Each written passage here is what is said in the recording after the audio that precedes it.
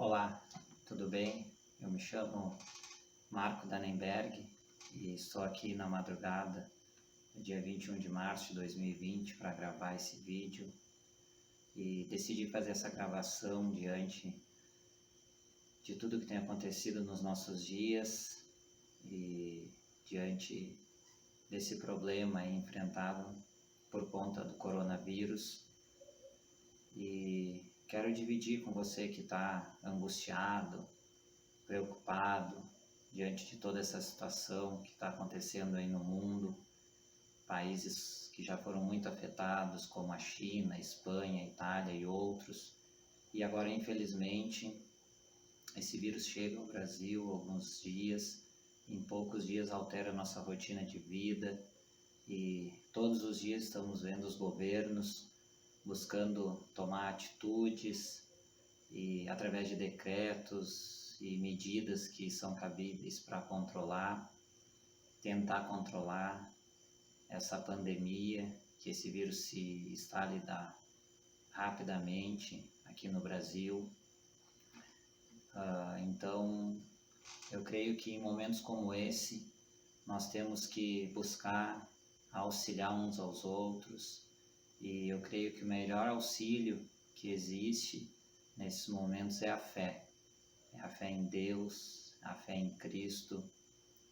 Eu, como cristão, me sinto no dever e no compromisso de trazer uma palavra da parte de Deus, para acalmar os nossos corações, para nos dar ânimo, pois sabemos que é só o início de um tempo muito difícil que nós vamos passar aqui no Brasil. As autoridades têm falado isso, as autoridades ligadas à saúde já estão prevendo que nós vamos passar por um período rapidamente aí de recessão, de medidas drásticas, de confinamento, de isolamento social.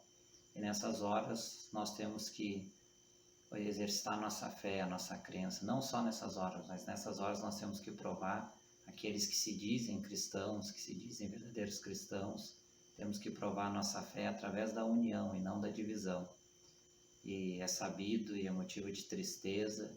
E em nome de Cristo eu já peço perdão por aquelas pessoas que se dizem cristãos, e creio que muitos realmente são, que ficam buscando, ao invés de interceder, de trazer uma palavra de ânimo, uma palavra de consolo, da parte de Deus, ficam se dividindo em questões como do tipo se as igrejas devem ficar abertas, se deve ter culto nos templos ou não, e ficam brigando em torno desse tipo de questão que não leva a nada.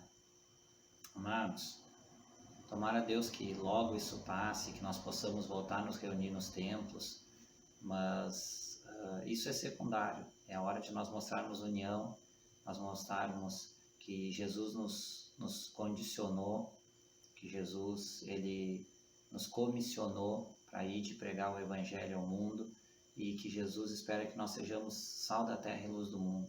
E nós só vamos fazer isso através da união, da adesão.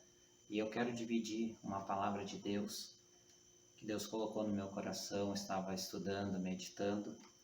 Lá no capítulo 12 do livro de Atos dos Apóstolos, o título vai narrar que Pedro é milagrosamente libertado da prisão. Nessa ocasião, o Herodes começa a mandar prender alguns seguidores de Cristo. Nessa ocasião, ele prende Tiago, o apóstolo Tiago, e manda executar Tiago. Em seguida, prende Pedro e queria também dar um destino semelhante a Pedro.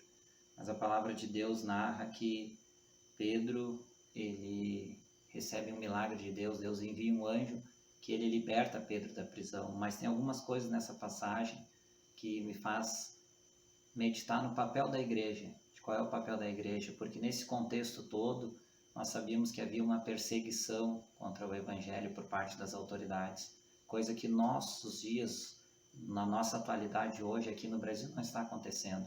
As medidas que as autoridades estão tomando e orientando os tempos a não realizarem cultos com pessoas ou com um número reduzido de pessoas, não é por perseguição ao Evangelho, mas é pela preservação da vida. E nós devemos acatar essa orientação, ou até em alguns casos ordenação das autoridades, porque é o bem da nação. E não é exclusivamente aos cristãos, aos templos cristãos, é todos os tipos de religiões, todos os templos, enfim, cultos, reuniões religiosas que possam ser evitados a aglomeração de pessoas. Sabemos que na Bíblia o contexto era esse, mas nos nossos dias não é.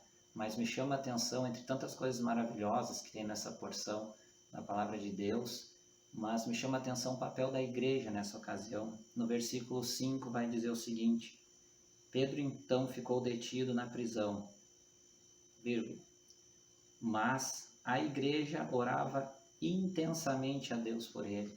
Quando Pedro estava preso, a igreja não se dividiu em querer fazer protestos na porta das autoridades para pedir a soltura de Pedro, não se dividiu, não ficou brigando, discutindo se eles deveriam fazer A ou B, ou ir para um templo, que na época eles nem tinham templos cristãos, mas enfim, ao invés da igreja se dividir e formar grupos, a igreja se uniu. E aqui diz nesse versículo, mas a igreja orava intensamente a Deus por ele. Esse é o papel da igreja diante das dificuldades. Hoje o problema é outro, como eu já falei, né? Todo mundo sabe, não preciso falar mais sobre o coronavírus, mas o papel da igreja, eu aprendo com essa palavra que o papel da igreja é se unir em momentos difíceis, em momentos de calamidade, como foi esse caso da morte do apóstolo Tiago, da prisão do apóstolo Pedro, que a igreja se uniu e se uniu numa casa. Naquele momento não existia templos ainda cristãos. Eles estavam reunidos numa casa e oravam intensamente a Deus por ele. Nós vamos ver a comprovação disso lá no versículo 12, depois que o anjo libertou Pedro da prisão, no verso 12 vai dizer o seguinte: percebendo isso, ele se dirigiu à casa de Maria, mãe de João, também chamado Marcos, onde, presta atenção, muita gente se havia reunido, estavam orando. Então, naquela ocasião, as pessoas que puderam se reuniram lá naquela casa de Maria e eles estavam orando, como já foi falado lá no versículo 5. A igreja se uniu em oração, em clamor a Deus pela vida de Pedro.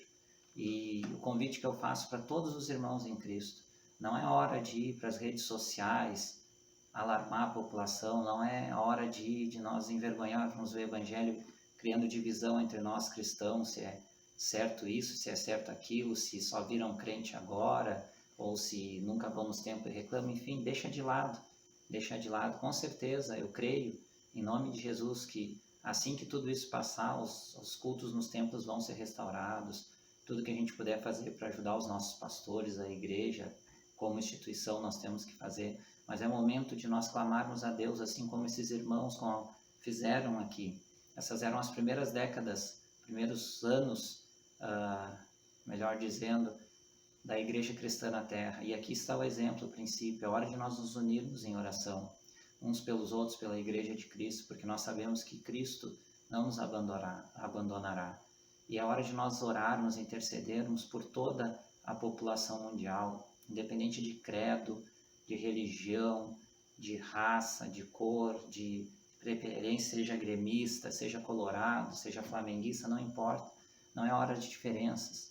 É hora que nós temos que ter adesão. E nós, como igreja de Cristo, nós temos que nos unir em oração. Eu tenho orado todas as madrugadas, ou melhor, eu tenho clamado, chorado aos pés de Jesus, para que o Senhor tenha misericórdia de nós, para que o Senhor tenha misericórdia, para que Ele estenda a sua mão poderosa e que Ele logo, em breve, o quanto antes, sane, faça sanar toda essa pandemia, toda essa situação que tem acontecido. Mas vamos orar, eu convido a igreja para orar. E eu quero fazer uma oração, eu quero pedir para que todos que têm fé em Cristo, que vamos orar intensamente, incessantemente uns pelos outros, mas vamos orar pelas autoridades que foram postas por Deus para que governassem, para que cuidassem da população, independente da opção religiosa de cada uma delas. Como Romanos 13, capítulo 13, nos ensina que não há autoridade que não seja constituída por Deus. É com a permissão de Deus que esses homens e essas mulheres estão lá. E o nosso papel é orar por eles, não é criticar as autoridades nessa hora. Nós temos que orar por eles. Nós temos que orar intensamente, incessantemente e glorificar a Deus por cada profissional da saúde que tem arriscado as suas vidas.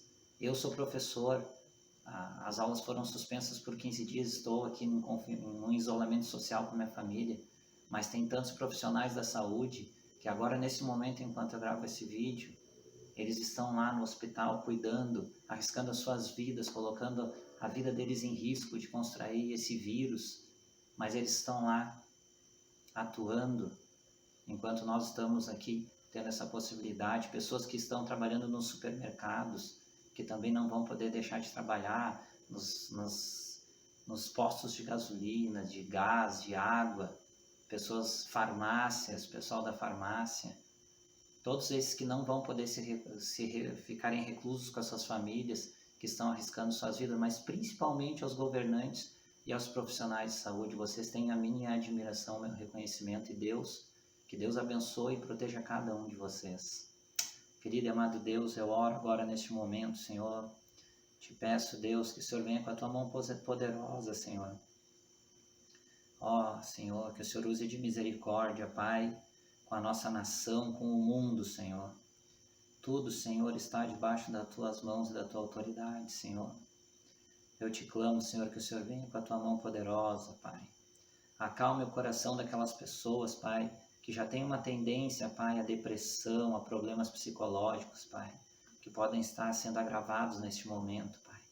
Ó Deus, que a tua mão poderosa, Senhor, que essa palavra, Senhor, de ânimo, Pai, venha tocar o coração de cada um deles, que tu, Espírito Santo, haja na vida deles, Pai.